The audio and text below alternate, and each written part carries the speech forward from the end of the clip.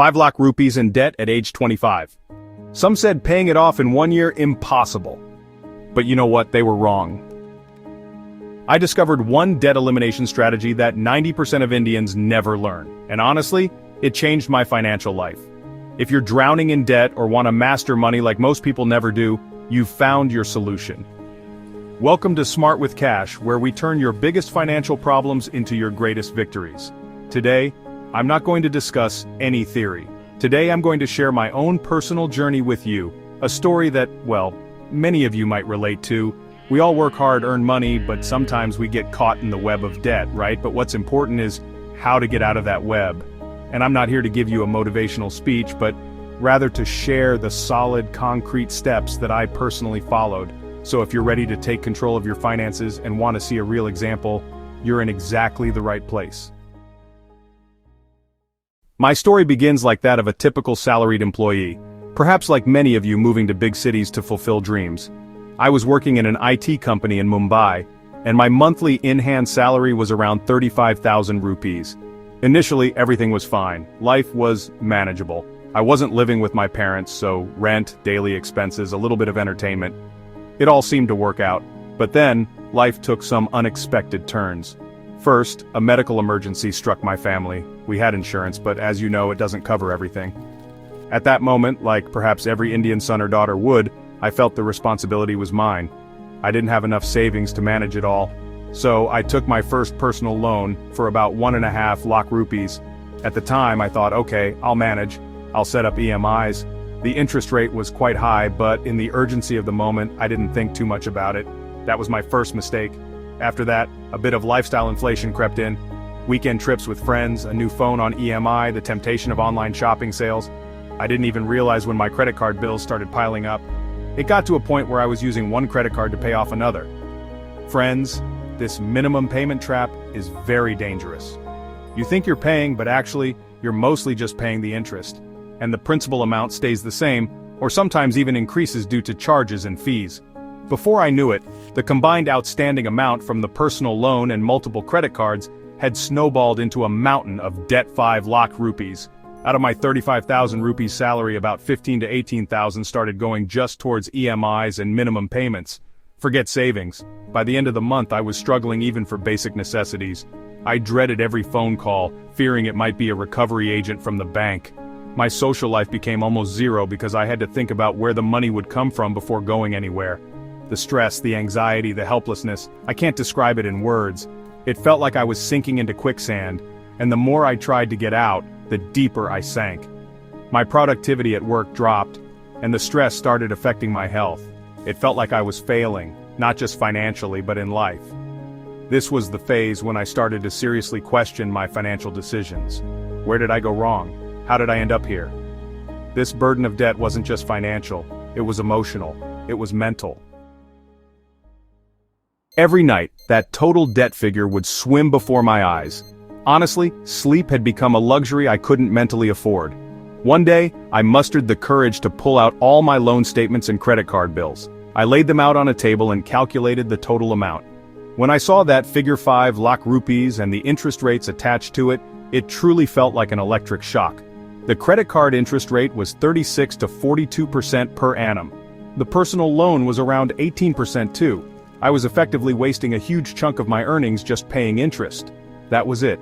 That day was a turning point. In that moment, I realized that if I didn't do something right then, this debt would never let me live in peace. I might spend my entire life just paying EMIs. That realization was so strong, so jolting, it felt as if someone had shaken me hard. I decided right then and there, no more. Enough was enough. I had to take control of my financial life. I would no longer be a victim, I would become a fighter. This wasn't just about money, it was about my self-respect, my future, my peace of mind. I started researching on the internet, how to get out of debt, debt management strategies, personal finance for salaried employees. I read many articles, watched some YouTube videos. Initially, everything seemed very overwhelming. Some said to opt for debt consolidation, others suggested balance transfers, but the common thread in all of them was discipline, planning, and strong willpower. The real turning point, the one that brought about actual change, was a conversation with a senior colleague at my office. He had noticed I was always stressed, and one day during a lunch break he very kindly asked if everything was okay. I gathered my courage and told him about my situation. He didn't judge me. Instead, he shared his own story of how he had overcome a financial challenge in his early career days. He explained to me in simple terms that debt is a problem, but every problem comes with a solution. The practical advice he gave me was an eye-opening experience. He said, "Look, worrying or being scared won't reduce your debt. Action will." That sentence stuck in my mind. That was the final push I needed. That very day I took an oath that in the next 1 year I would completely eliminate this 5 lakh rupees debt. The goal was huge, it seemed almost impossible, but my determination was even bigger. So I made a proper plan. The time frame was 1 year. The target was 5 lakh rupees. Now I'll tell you the exact steps I followed. This isn't rocket science. These are absolutely practical, down-to-earth steps that anyone can follow. The very first and most important step was facing the truth. Somewhere deep down a voice was saying, "Man, just leave it, we'll see what happens." But I suppressed that voice. I bought a new diary. On its first page I wrote in big letters, "Mission debt free 5 lakh rupees in 12 months. Then, I listed all my debts in detail.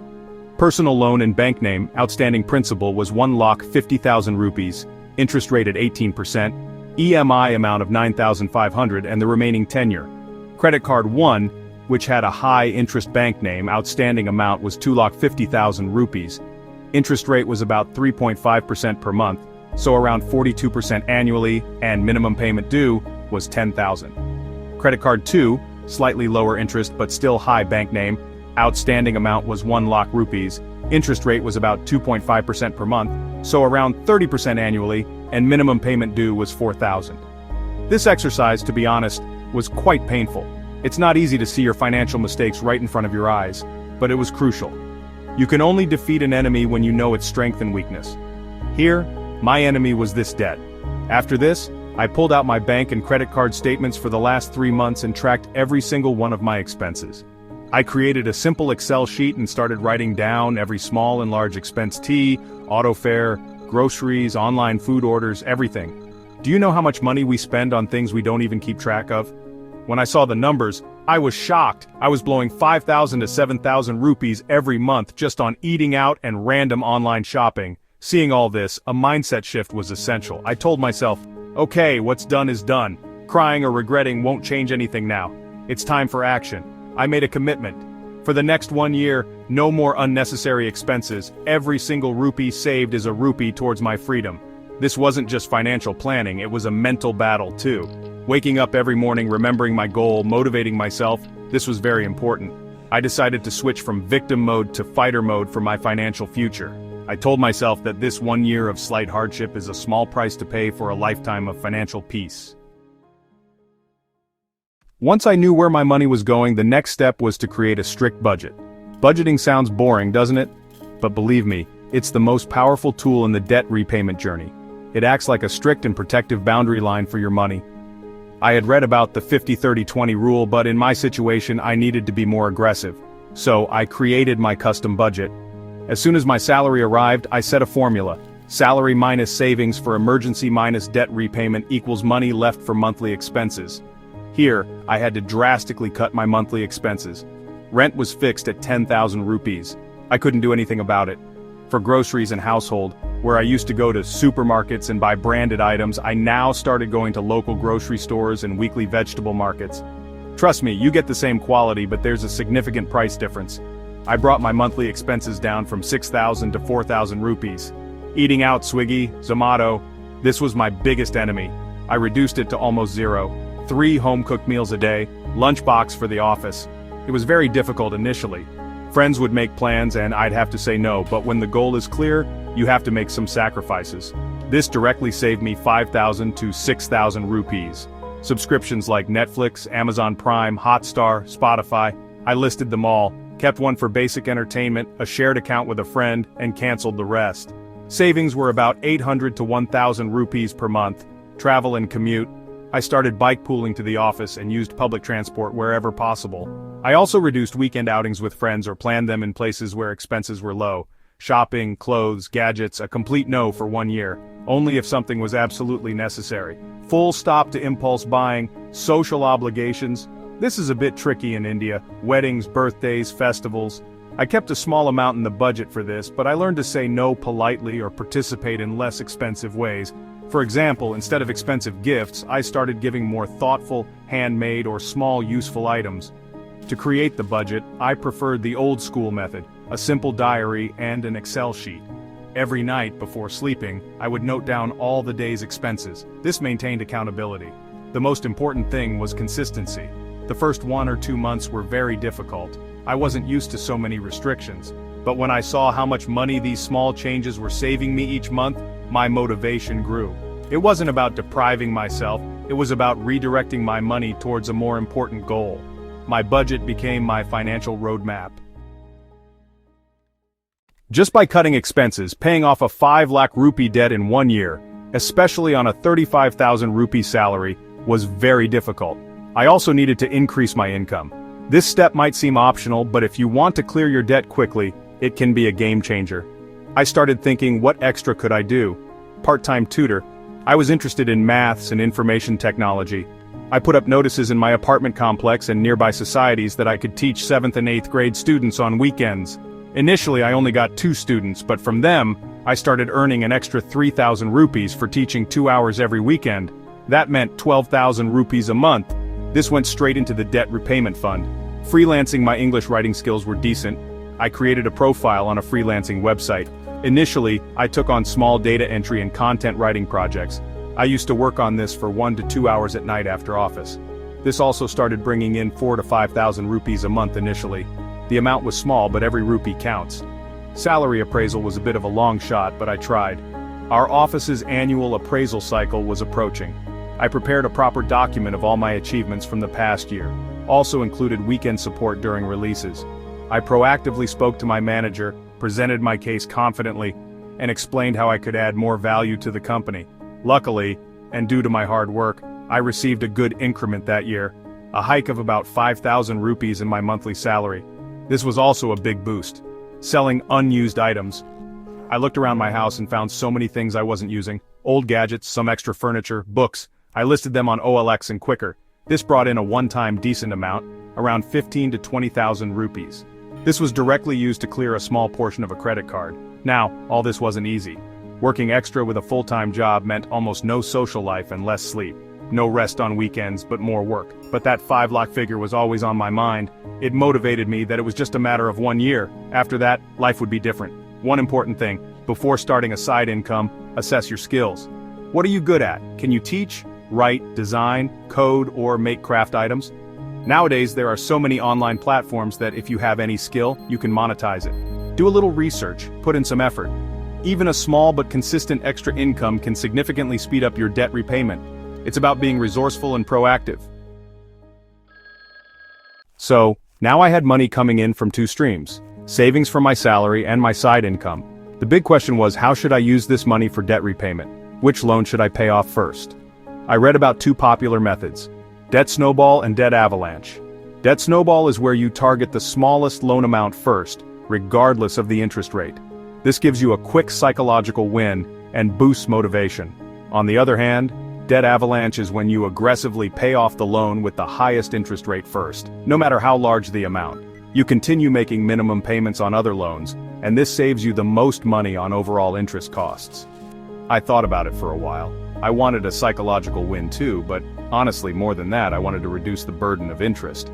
The interest rates on my credit cards, 42% and 30%, were much higher than my personal loan at 18%. So I decided to use the debt avalanche method.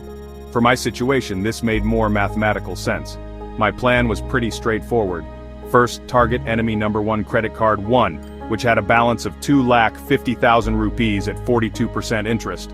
I poured all my extra money saved from budget, tuition, and freelancing into paying off this credit card. Its minimum payment was 10,000 rupees, but I was putting in 25 to 30,000 every month. Second, I continued making the minimum payments on the others. 4,000 rupees minimum payment on credit card 2, which had a balance of 1 lakh rupees at 30%, and the 9,500 EMI on the personal loan, which was 1,50,000 at 18% via auto debit. Setting up EMI auto debit is very important. This way, you never miss a payment and avoid late fees and a negative impact on your credit score. Following this strategy was, honestly, mentally tough. Because the amount for credit card 1 was so large, progress seemed slow at first. It felt like I was putting in so much money, yet the outstanding amount was still so high. But I had created a tracker in an Excel sheet. Every month I would see how much principal had reduced and how much interest I had saved. When I saw actual progress in numbers, my courage grew.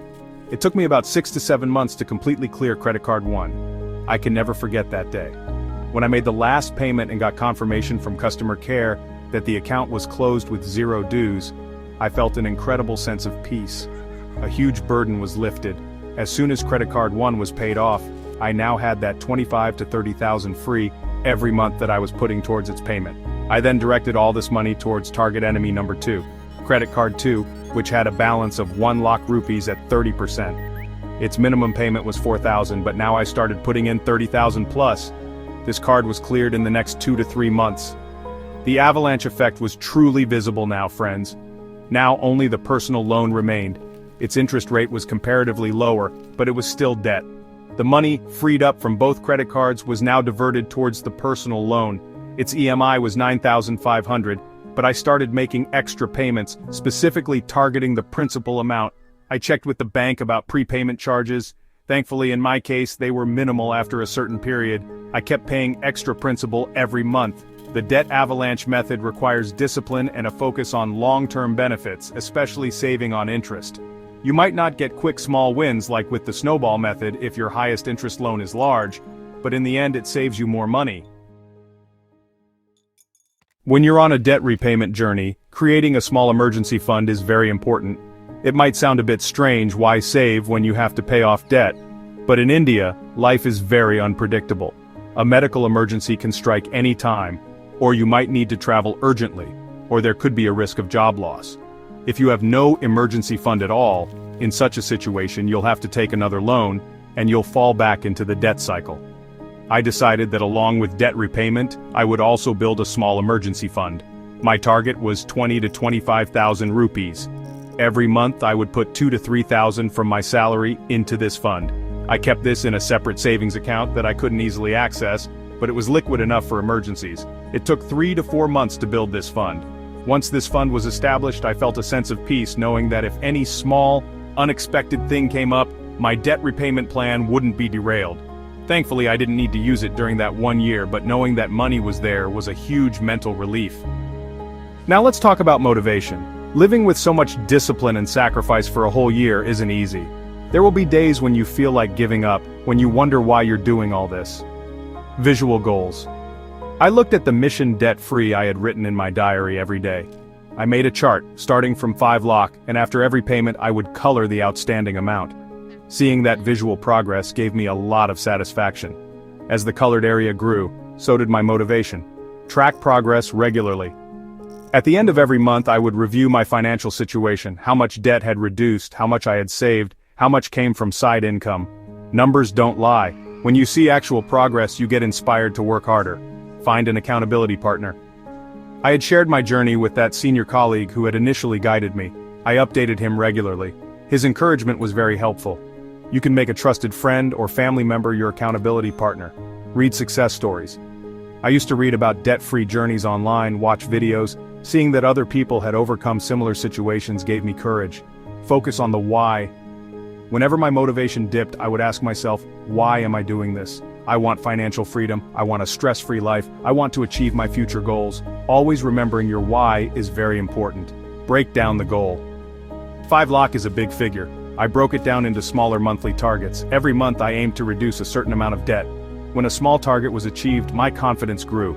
Staying motivated is a continuous process. Some days will be good, some bad, but consistency is everything. Don't let one bad day turn into a bad week. Forgive yourself for small mistakes, learn from them, and get back on track. Many people ignore this step, but it's very important.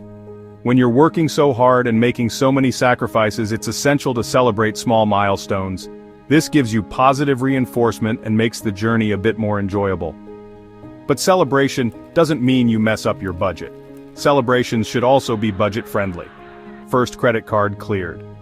When my first credit card, that monster with 42% interest, was cleared, I treated myself to a nice homemade pasta. No expensive restaurant, just a simple, satisfying meal that I cooked myself. Cost, very low. Satisfaction, very high. Midway mark. When I had cleared 2.5 lakh of debt, halfway there, I called my parents and told them. Their happiness and proud words were the biggest celebration for me. That weekend I went for a long walk, spent time in nature. It was rejuvenating. A small indulgence. Sometimes, when a small target was achieved, like paying off an extra 5,000 of debt in a month, I would allow myself a small treat, perhaps a good cup of coffee from my favorite local cafe, or downloading a movie I wanted to watch. Sharing with a friend. Going for coffee with that senior colleague in cafeteria and sharing my progress was also a form of celebration. His encouragement itself was a reward. The idea is to acknowledge your hard work and give yourself a pat on the back. You don't need to spend a lot of money for this.